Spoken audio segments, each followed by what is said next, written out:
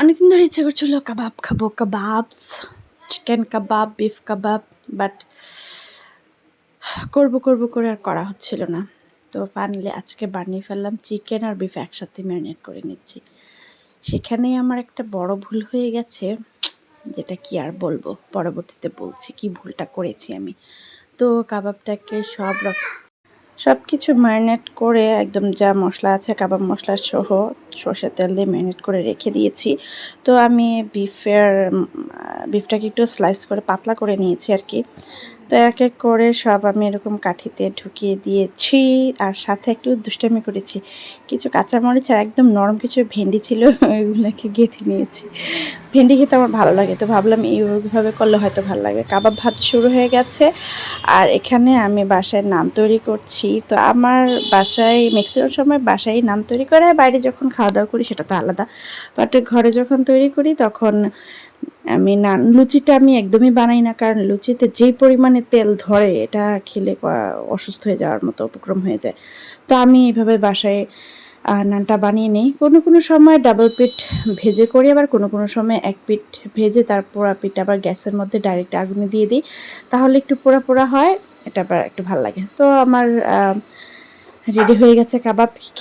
এই তো সাথে একদম ফ্রেশ টক দই নিয়েছি। টক দই কিন্তু ডাইজেশনের জন্য অনেক ভালো। সাথে সালাদ হিসেবে আছে শসা আর লেবু। এই হচ্ছে আমার সাথে, তো সালাদ-টালাদ আর টক দই অনেক কিছুই থাকে। তো আর ছিল লাল আটার, আমি নানটা বানিয়েছিলাম মূলত লাল আটা দিয়ে। চিকেনটা তো বেশ ভালোভাবেই কুক হয়ে গেছে, কারণ চিকেন এমনিতেও বেশি সময় নেয় না। সর্বোচ্চ ১০ মিনিট লাগে চিকেন কুক হতে। বাট এখানে আমি যে বিফের সাথে যে ঢংটা করেছি, সেই ঢংটা তো আমাকে একদম মাঠে মারা দিল। কারণ বিফ কিন্তু সহজেই চিকেনের সাথে সেদ্ধ হয় না।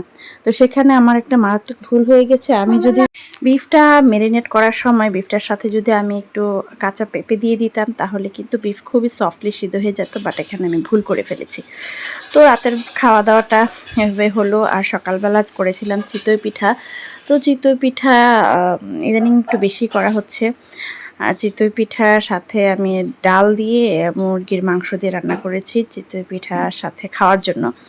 কারণ চিতই পিঠাটা আমার হাজব্যান্ড যদিও খালি খেতে পারে, বাট আমার দেবর আর আমার ছেলে খালি তো খেতে পারবে না। আমার দেবর তো এমনিই চিতই পিঠা তেমন একটা পছন্দ করে না, তো সাথে যদি ওর ভালো কিছু না হয় তাহলে তো খাবেই না। সেজন্য আসলে একটু ছোলার ডাল দিয়ে হচ্ছে চিকেনটা রান্না করে নিয়েছি সকাল উঠে। এই তো একটা একটা কথা আমার কাছে যেটা মনে হয় যে সকালবেলা যদি ঘুম থেকে তাড়াতাড়ি ওঠা যায়, তাহলে কিন্তু সারাদিন অনেক সময় পাওয়া যায়, অনেক কাজ করা যায়। বাট শহরের লাইফে এটা সকালে ওঠাটাই বড় মুশকিল। তো সকালে নাস্তার পানি খাওয়ার পরে শসা এনেছিলাম। ভীষণই গরম লাগছিল, তো ভাবলাম যে শসাটা একটু লবণ মরিচ করে খাই, বাট একটু ডিফারেন্টভাবে খাইতে ইচ্ছা করলো। তো শসাটাকে আমি এরকমভাবে কেটে নিয়েছি। দেখতে তো খুবই সুন্দর লাগছিল শসাটা। এই যে দেখেন একদম বাউন্সি হয়ে গেছে। তো এখানে আমি একটা মশলা রেডি করেছি। কাঁচা শুকনা মরিচ, তারপরে হচ্ছে মরিচের গুঁড়া, লবণ, এগুলা দিয়ে একটা কি বলে এটাকে, লবণ মরিচের একটা মশলা করে নিয়েছি। এই মশলাটা দিয়ে এটাকে শসাটাকে আমি কিছুক্ষণ মেখে সাইডে রেখে দিব, তাহলে শসাটা না পানি ছেড়ে একেবারে নরম হয়ে যাবে, ভিতরে একদম মশলা ঢুকে যাবে, খেতে আরও ভালো লাগবে। তো ওটা সাইডে রেখে লিচু আনলাম। তো আমি প্রায় ভিডিও দেখি লিচু মানুষ একটু ডিফারেন্ট ওয়েতে খায়, তো আমি ভাবলাম আমিও একটু ডিফারেন্ট ওয়েতে খেয়ে দেখি আসলে এটা কেমন লাগবে, কারণ লিচু সচরাচর আমরা এভাবে রভাবেই খাই। তো আজকে একটু চেষ্টা করলাম একটু অন্য রকমভাবে খেতে, দেখি আসলে কেমনটা লাগে, কারণ সব কিছুর একটু এক্সপিরিয়েন্স করা ভালো। তো আমি লিচুটাকে খোসা ছাড়িয়ে বিচিটা ছাড়িয়ে তারপর একটু মশলা দিয়ে মেখে নিয়েছি। তো টেস্ট করে দেখলাম একদম একদম হাই কোয়ালিটির, আবার একেবারে ফেলনাও না, ভালোই লেগেছে টেস্ট। টক মিষ্টি ঝাল লেগেছিল।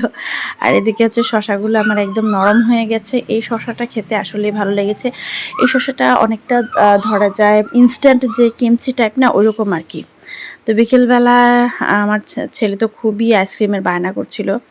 তো আমি দোকানে গিয়ে শুধু অল্প কাপ আইসক্রিমগুলো পেলাম, এটা আমার খেতে ভালো লাগে না, এই জন্য ছেলের জন্য একটা নিয়ে এসেছে আর আমি নিয়ে এসেছি এই যে ললিগুলা, টকটক আইসক্রিমটা। যেহেতু একটু গরম আর আমি এত মিষ্টি খেতে পারি না, এই টকটক আইসক্রিমটা আমার কাছে খেতে ভীষণই ভালো লাগে। ছোটোবেলায় এটা প্রচুর খেতাম। আর দেখেন আইসক্রিমটা কত স্মুথ, বাট আমি যখন বাসায় বানাই এত স্মুথ কেন জানি হয় না, সব স্টেপ ফলো করে বানাই তাও স্মুথ হয় না। বিকেলবেলায় একটু মিষ্টি খেলাম। ইদানিং এই মাসটায় আমি 3 মাস মিষ্টি স্কিপ করে এই মাসে আমি প্রচুর মিষ্টি খেয়েছি, প্রচুর খাওয়া দাওয়া করছি। সন্ধ্যেবেলায় আমার হাজব্যান্ড চলে আসছে বাসায়, সে গ্রামে গেছিলো। আমার শাশুড়ি বাড়িতে বিরিয়ানি করেছে, তো চিকেন বিরিয়ানি। কারণ আমার ছেলে কয়েকদিন পর পরে ওর দাদিকে বলে, দাদু বিরিয়ানি পাঠাও, বিরিয়ানি রান্না করে দাও। তো আমার শাশুড়ি অনেকটা পরিমাণে বিরিয়ানি রান্না করে দিয়েছে। বাট বিরিয়ানিটা এত পরিমাণে মজা হয়েছে যে আমি রাতের বেলার খাবার 2 লুকমা খাওয়ার কথা, সেই জায়গায় মনে হয় আমি হাফ বল খেয়ে ফেলছি। আর বিরিয়ানির সাথে তো কাঁচামরিচ আর পেঁয়াজ ছাড়া খাইতে একদমই মজা লাগে না। আর কি আর বলবো, এই যে পরিমাণ খাবার খাইছি, যা আমি ওজন ঝরাইছি তা মনে হয় আবার রিগেন করে ফেলবো। তো আজ এই পর্যন্তই, দেখা হবে অন্যদিন। কমে খাবার খাইতে হবে।